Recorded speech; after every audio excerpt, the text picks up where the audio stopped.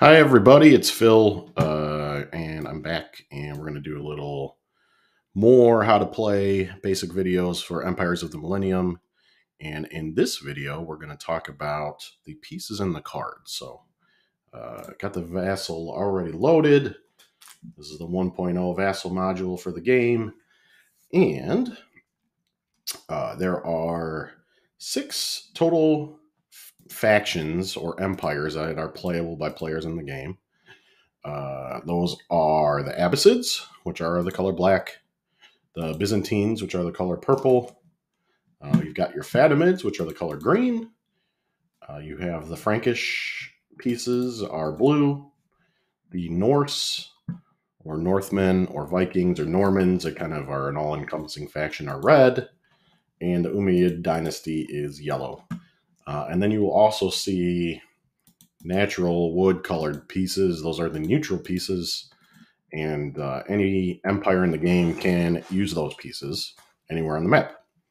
So the three basic pieces are the cube. We'll go to Constantinople to start describing things, but it's the cube, the cylinder, and the disc. So those are the 3 main components that you use to play the game. Cubes represent military forces, either standing armies of the empire or affiliated with the empire or mercenaries that the empire has been able to recruit, but violence that they control. And those cubes move around the map and conduct functions in different locations. Then you have the cylinders. The cylinders are kind of an all-encompassing soft power. So, for example, a Byzantine cylinder might be Orthodox missionaries or Orthodox monks founding abbey or something. Or they might be Byzantine traders from Constantinople who are marching around looking for trade partners. Or they could be Byzantine diplomats who are interested in converting pieces or interfering with the plans of the other empires. So all those things kind of fall under the cylinder. So any way you can use your soft power, that's what the cylinder is there for. The cylinder has 2 statuses. So they start the game in hidden status, which is what you can see here currently. And then if you flip that cylinder, it becomes activated or revealed. When you're in the active status, you usually have to get back to hidden to be able to accomplish something. When you're accomplishing something, you usually have to go active to get it done. Okay. And then the third main piece are the disc. Discs are representing not really military bases like in other coin games, but more like significant cultural achievements or locations for the empire. So the 2 discs in Constantinople represent for the Byzantines like the Hagia Sophia and Constantinople city itself and its build up with the fortified walls and the fortification of the Sea of Marmara and the surrounding areas. So Syria, the Umayyad disc in Syria represents the Great Mosque of Damascus, where the Umayyads had their caliphate located. Jerusalem, the 2 discs are neutral there, so nobody controls them, but they represent like the Church of the Holy Sepulchre and the Dome of the Rock. So the two of the significant holy sites in Jerusalem. El Hayaz would be the neutral disc there is Mecca, so nobody's in control of Mecca right now. But that's what that disc represents. At Rome, you've got like the Lateran itself, which is aligned with the Franks right now, and then you have Roman city sort of leftover achievements from the empire, which the local Roman oligarchs have kind of started taking control over themselves. Okay. Local families, that type of thing. So those are the discs on the map. The neutral side also can have discs and can create them in different locations. And the neutral discs represent same kind of thing. Like if the pagans are able to build a disc in Saxony, which they can do by event card, then that represents a pagan religious stronghold there called the Irminsul, which was building up. And in this alternate history that maybe the pagans grew even stronger than they were in real life. And in Ireland, let's say that would be like the Irish tribes banding together instead of separating and being harder to take out. as opposed to, say, putting a Norman or Norse disc in Ireland, which would represent like when the Norse founded the city of Dublin in Ireland. Okay, so those are the three main pieces. Each faction will have limits as to how many cubes they can have on the map. That's variable between 18 and 26 maximum cubes. Each faction can only have 7 cylinders on the map at a time. We're not counting the neutrals as a faction here, so each empire can only have 7 cylinders at a time, and each empire can only have 4 discs out on the map at a time. Disc in the Caliphate space and a disc in the Papacy space, or on the track, I should say, Papacy track or Caliphate track. Those both count as discs being in play. And also the maximum stacking is 2 discs, but there are event cards, for example, one which allows for 3 discs in Baghdad. Okay? And then you have 2 other kind of cubes you might see come up during gameplay. One of them is the fortification, which is right now is just being represented by a white cube on the map. And we'll use Thracia as our example for a fortification.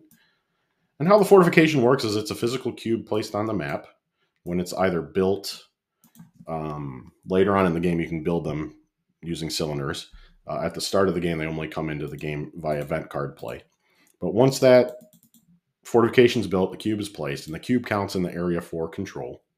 Okay? And the faction which controls the area, so in this case, it is the Byzantines, they have an extra cube there for purposes of control. So what that means is they control this fortification. It's aligned with the Byzantines, and if the neutrals from Bulgaria were to march into Thracia, 3 pieces, they still wouldn't control Thracia because they don't have a majority of cubes there, and this fortification is still aligned with the Byzantines when they fight. Okay? Now, in the event that the Bulgarians were able to bring a 4th cube into the fray, then they'd have majority control of the area, so we would get rid of the Byzantine control marker, and this fortification they would take. So now they've got 5 pieces to Byzantine 2 in the location. So that's how fortifications work. They take hits because they're a cube. They have to be the last cube that takes a hit in a location. So bear that in mind. And I'm playing around with whether or not we're going to add an extra D6 in combat for the side which controls the fortification, but I'm leaning toward yes for that. So that's how fortifications work. And then the last cube you'll see on the map is orange, and that is a revolt cube. And you'll probably start seeing lots of these as the game progresses. And revolts cubes impact the game in a number of ways, and I even have a nifty little player aid I made yesterday to kind of show you that. If I can get that open here and drag it into the proper screen. There we go. So this is a player aid that lists the revolt effects, which is kind of what we're concerning ourselves with, right? So having a revolt in a space does a number of things.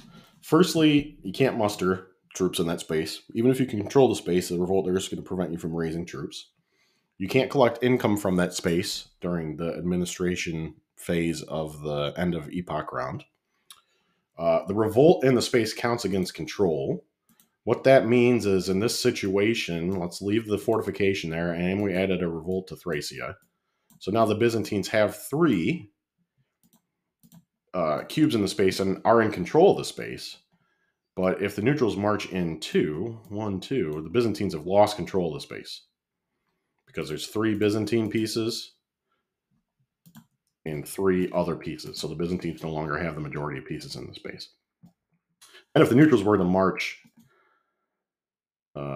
2 more pieces in, they would then control the space, and they would get the fortification on their side as well. But they still have to account for this revolt when figuring out the control. So the revolt's on nobody's side, but it counts against all pieces in the space when trying to control it. Makes it harder to control a space. Okay? Revolts take hits, so if there was a combat in that situation, one of the combat hits can delete the revolt, remove the revolt from the map. Okay? It's a campaigning against revolts is one way of removing them. The second way of removing them is subjugation, where you use your cubes and you pay to govern a space with your cubes and remove a revolt depending on the communications level of the space, telling you how many cubes you need there to do it. Okay. You may spawn neutral pieces in a location with a revolt. So during the epoch phase, let's say we've got this situation in Thrace. So the Byzantines still have their fortification there. There's 3 neutral pieces, so the Byzantines don't control it, and there's still a revolt. Well, during the end of epoch phase, you can add up to a total of 6 pieces to the map in locations with revolts. So a side might choose during the end of epoch phase to add another cube into Thrace, which is just still not cost the Byzantines control, but it's getting more precarious. One more neutral piece there will. And the point being, you can't leave revolts sitting because they're going to start spawning other pieces that you need to deal with that can do other things. And then the final thing is a revolt prevents an auto win. So the Byzantines' automatic victory is here in the bottom right of the map. They need to control 3 cities to reach their automatic victory. However, a revolt in any city that they control, like Constantinople, prevents that condition from being met. So they would have to subjugate that revolt out, and it's a means by which factions can look to trip up a side that looks like they're getting close to victory. Okay, so that's how the revolts work. So you'll see those pieces in the game as well. So those are essentially all the pieces you need to know and how they work and how to play the game with them. And then the next thing we're going to look at is the event cards and what kind of details are on those. So at the bottom of the screen, we got spaces for 3 event cards to be drawn. And the event cards are segregated by epoch, which I've got them in their own little separate windows so we can hopefully keep stuff straight. And what you'll do at the start of an epoch is you just draw 3 events. Okay, 1, 2, 3. 3 random events. You can see the numbers down at the bottom of the card, so they're going to come out in random order. Each draw is randomized in the Vassal. Lamange, Ibn al-Mubarak, and Narwan Canal are 3 events. And we'll pull out Narwan Canal just to kind of go over what is on the card. You have a title, okay, with a little picture and a little flavor text underneath, Baghdad's breadbasket. And that's just kind of to get you into the spirit of the thing, right? No, there's no game effect of any of those. But then you have an instruction section that's in bold, and that will have the game effect. And for example, this event, if taken, means add +1 econ to Sawad, Baghdad, and Al Jazeera. And this event card's representing the Abbasids building up the economic areas around Baghdad, which was already pretty well developed, gaining for the rest of the game an econ marker there. Okay. At the bottom left, you'll see the epoch that the card belongs to, and then I try to include a date with almost all of them, and then just a card number for my own reference. And that's it. So that's kind of the anatomy of the event card. There are 2 other types of event cards you might see with effects, so we'll kind of pull until I can get one out and show it to you. One being a capability card and one being a momentum card. And if you've played the other coin games, you're probably familiar with how those work. If you haven't, no big deal. I'll show you now. So Patriarch Timothy the First is a momentum card here in the first epoch, and it says momentum on the card. And what momentum means is the effect stays in place for the remainder of the epoch that you're currently playing in. Okay, and in this case, the momentum here is you add $3 to both the Byzantine and the Abbasid, so you do that first. They conduct 1 mission each, even with active cylinders. So then they do their missions. And then they cannot campaign against each other until Epoch 2. So that's the momentum effect. This prevents the Abbasids campaigning against the Byzantines. So that's how momentum cards work. Each epoch should have a few. And then we'll pull until we get a capability. Here we go. Milites, the Christ Knight. And you'll see the capability cards have capability written in the instruction. And a capability means it stays in effect for the remainder of the game. Okay, so if you draw the Milites card and you take it as the event, you'll get a little Milites marker to put when I get the faction cards done on your faction card. But in the meantime, you can just keep the card off to the side of the map is one way to handle this. What we do when we play coin usually. So you keep it in front of you so you remember that you have that capability, right? And what Milites, for example, allows you to do is add 1 cube to each muster for the remainder of the game. So you can see how that can be a beneficial card, especially if you get it real early. Okay, so that's how capabilities work. That's kind of the anatomy of the event cards. And then you've got one other type of card in the game. So if we go back up to our epoch window, you'll see there's events and then also leaders. And leaders cards there are 6, so 1 for each empire in each epoch, right? So each epoch you're going to get a new leader, and you pull this card for him to remember kind of the details about that leader that you're playing with for those game turns of the epoch. They're kind of like a momentum event for each epoch, if you want to think of it that way. So each leader's got a name, right? And then underneath the name is listed the faction that the leader is leading. And then underneath this picture, you might have a special instruction text. Not every leader has it. So like Siegfried and Abdel Rahman, the first, don't have it in the first epoch. And the special will maybe have advantage, like in the case of Charlemagne, if you have the papacy aligned during the first epoch, you get to re-roll one of your d6 while campaigning. It might have a detriment, like the iconoclasts for the Byzantine Empire. Their special is they can't campaign in the first epoch. It's actually the first and second both. And it might have kind of ongoing limits, like the Fatimids. They can only have 1 cylinder and 1 cube in any one location at any time. So that just limits how many pieces you can put together for this first epoch. And you might have, there's no leaders in this epoch with it, but you might have a leader card where they have an at start effect. I can maybe move into epoch 2 and show you one of those, where you do something when you begin the epoch.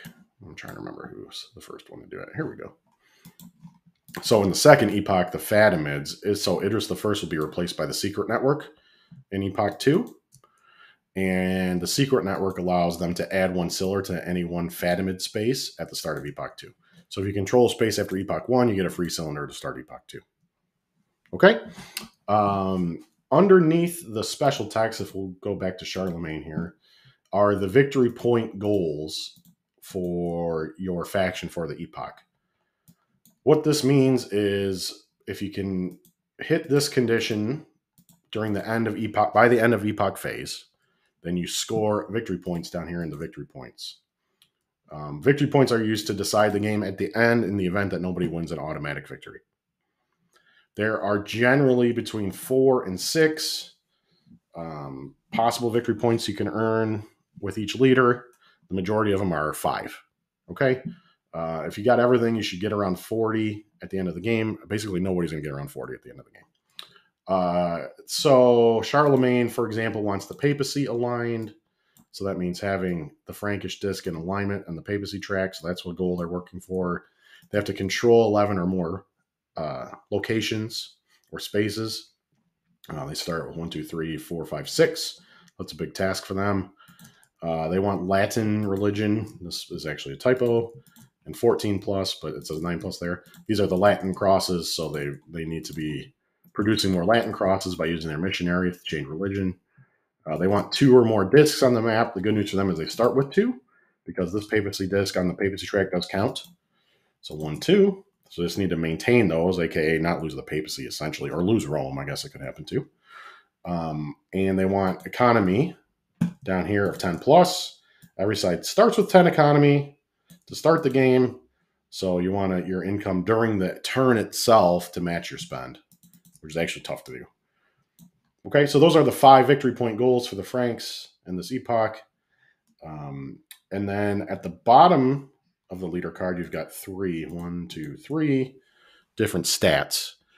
The military rating, the administrative rating, and the muster rating.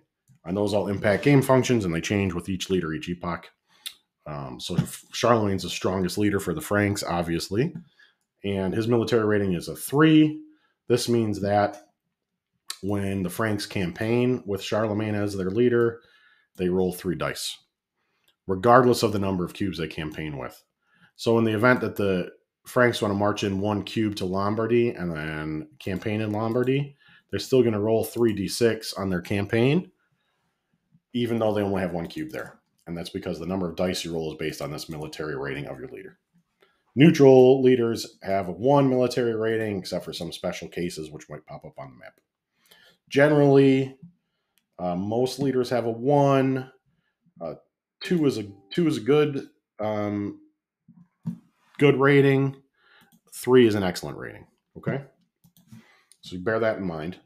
The administrative rating is going to tell you how many locations you can administer during the administration phase, which happens during the end of epoch. All the event cards are done played for the first epoch. You do an administration phase as part of the end of epoch procedure. And the administration phase is where you take locations that you control and hold control of them and also earn income from them. Right. So if in the event that the Franks do hit their goal of controlling 11 plus locations, they'll only be able to administer 10 of them. So you'll be pulling back from somewhere at the end of the turn. Okay. High administration rating, Abbasid's 14, I think, is the highest in the game. So they've got the capability to manage the most territories. Remember, part of the thesis of the game is that as your empire gets bigger, it's harder to administer, which is, I think, in line with the history of the time that we're portraying here. And then the last rating is muster, M-U-S, mustard. Muster, not mustard. And the muster rating, if it were a mustard rating, whoever the Czech leader was would probably lead in the mustard rating because they may have some good ass mustard. Okay.